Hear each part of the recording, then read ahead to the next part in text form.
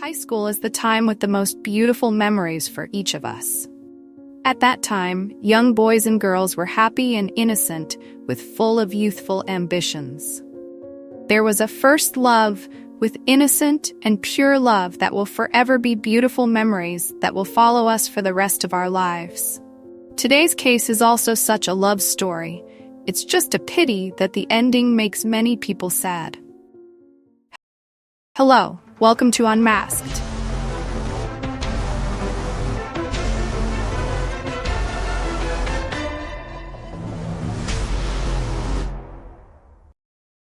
Emma Jane Walker was born on March 20th, 2000, an extremely beautiful teenage girl, born in Tennessee, USA. Emma's parents are Jill and Mark Walker. She also has a younger brother named Evan. Emma is known to be an extremely kind, friendly, and well-liked person. People who don't know Emma often think that she is a beautiful and arrogant blonde girl. But after meeting and talking to Emma, they will find that she is the kindest person they have ever met. Emma's dream is to become a neonatal nurse. She also volunteers at an animal shelter. Besides, Emma is passionate about dancing and is a cheerleader.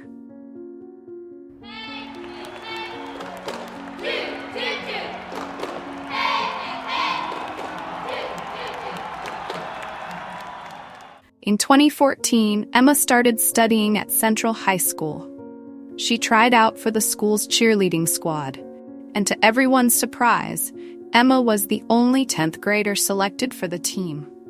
It was through cheerleading that Emma met a senior named Riley at a football game.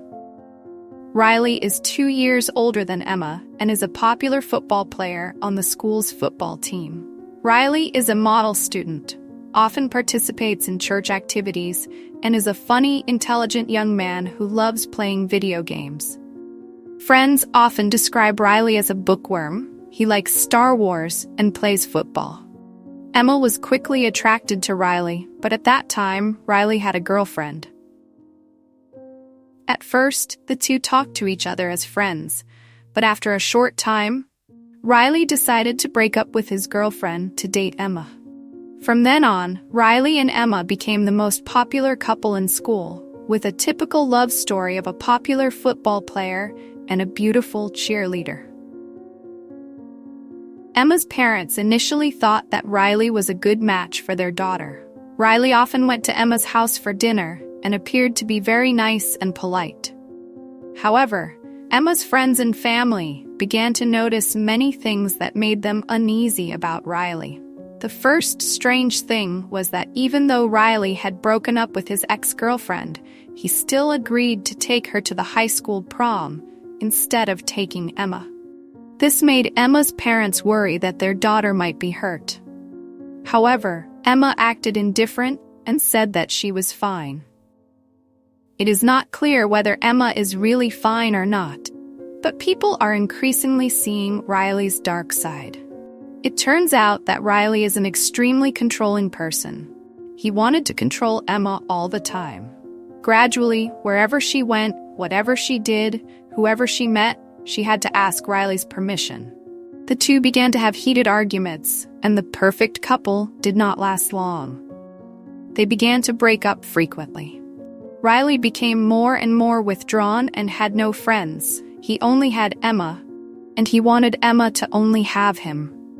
Emma's friends said that Riley wanted to possess and control Emma to the point of insanity. He would fly into a rage if Emma wore something sexy that he did not allow. Riley also often wandered to Emma's workplace and waited outside for hours. Whenever Emma went out with friends, Riley would call and text her constantly. He did not trust Emma and always wanted to know where she was, what she was doing, and who she was with. Emma's friends and relatives all realized that Riley was the type of toxic boyfriend that every woman should avoid. These are clearly toxic signs in any relationship, especially in a high school relationship. People noticed that Emma was changing more and more, no longer the innocent and cheerful girl she used to be. She tried to break up many times, but failed. Riley was mentally unstable, sometimes angry and cursing Emma, other times crying and begging for her forgiveness. Riley often sent hateful messages like, "I hate you, to me you are dead." Emma's parents once accidentally saw these messages. They were extremely worried, immediately banned Riley from coming to the house and confiscated Emma's phone to prevent her from contacting him. However, Riley secretly gave Emma an iPad to keep in touch. Time passed. Riley finally graduated from high school and attended Maryville College, about a half-hour drive from Emma's house. Emma's parents were happy that the two were more distant and secretly hoped that their daughter would be able to cut ties with her toxic boyfriend. However, Emma and Riley decided to continue dating even after Riley went to college. Emma's parents felt helpless, but still tried everything to protect their daughter. They banned Emma from leaving the house except for school or cheerleading practice. After a while, Emma seemed cheerful and happy again. But they didn't know that it was just a cover. Emma was still in contact with Riley.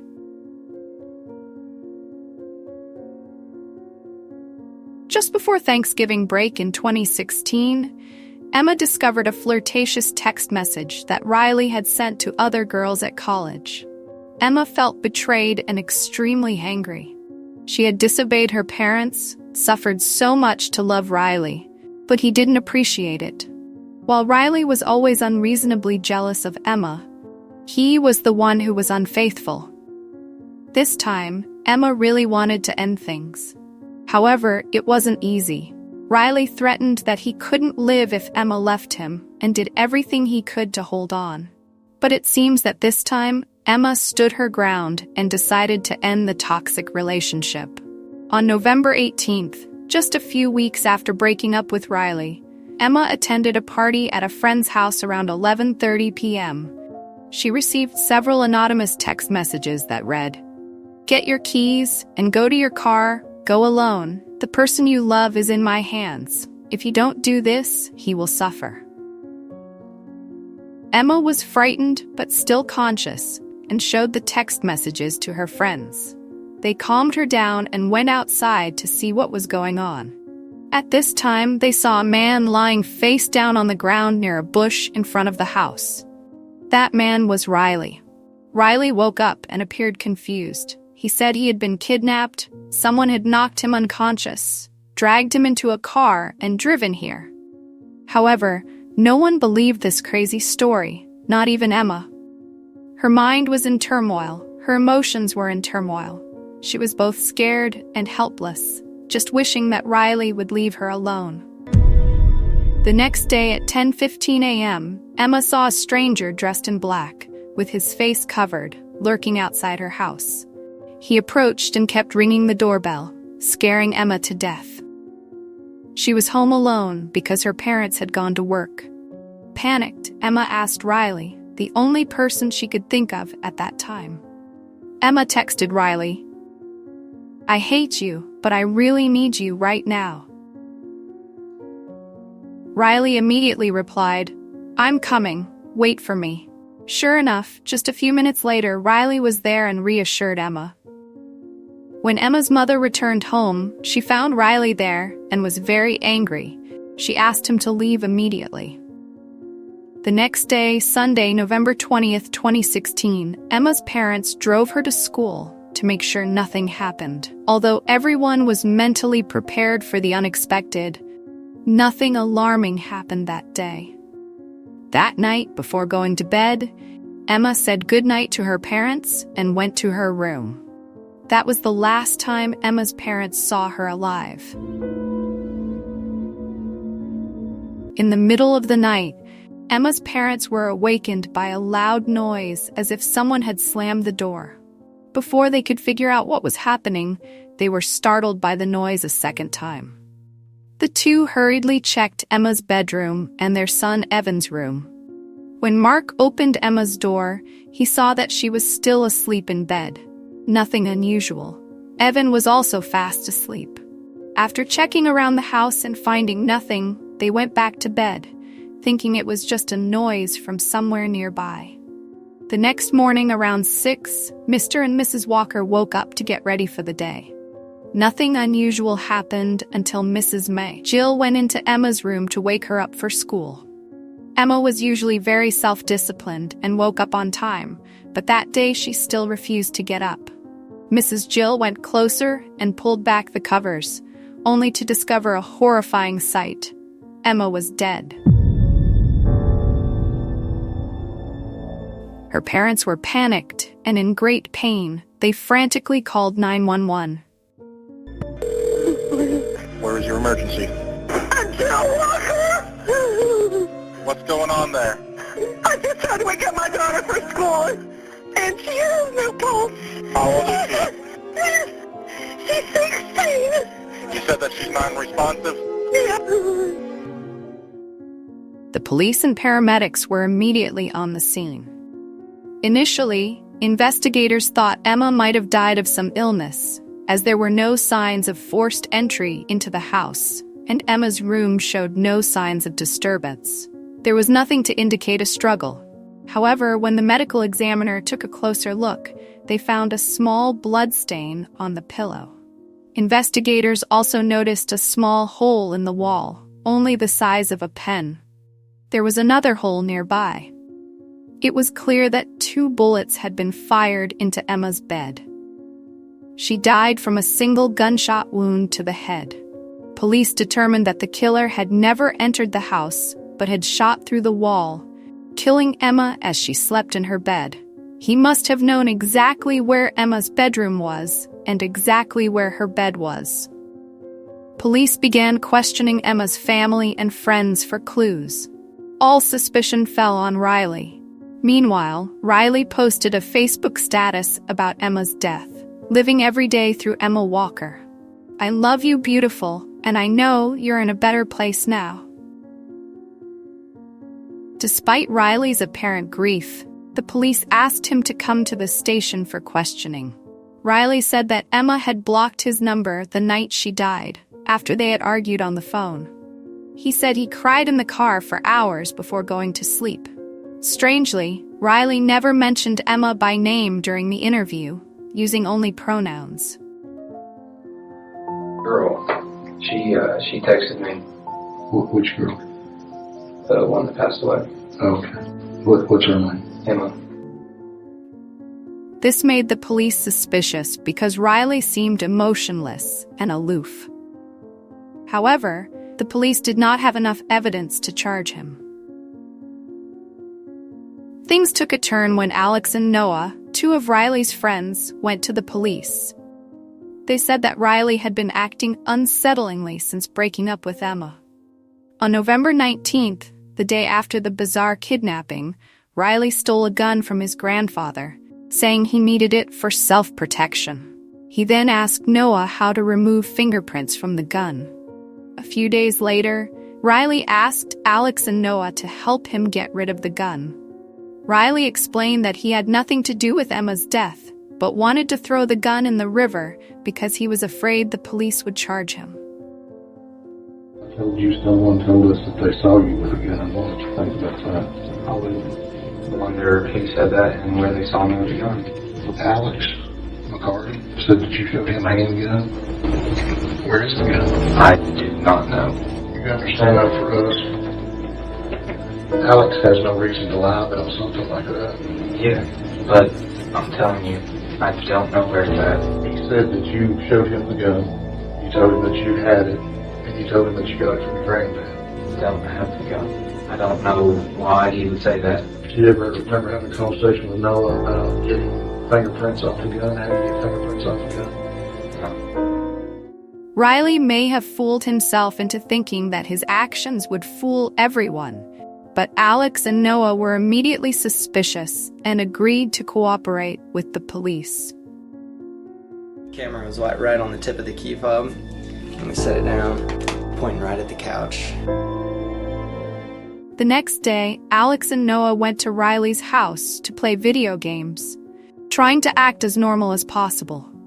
Riley was unaware that they were wearing recording devices and were secretly filming her. Eventually, the conversation turned to Emma. I don't know who shot him. I put that on my life. I wouldn't lie to you right here, right now. I don't know who did. I would never hurt her a day in my life. Riley again denied any involvement in her death. Alex and Noah pretend to believe him, making Riley feel confident enough to reveal that he wanted his two friends to go with him to the Tennessee River to destroy the gun. Of course, Alex and Noah continued to agree. The three drove to the riverbank, carrying a black garbage bag. Riley carefully put on gloves and prepared to throw the garbage bag away when the police suddenly appeared and caught him red-handed. Hands out of the vehicle now! Oh my God, Leave your hands out of the vehicle! Needless to say, Riley was stunned when he saw the police.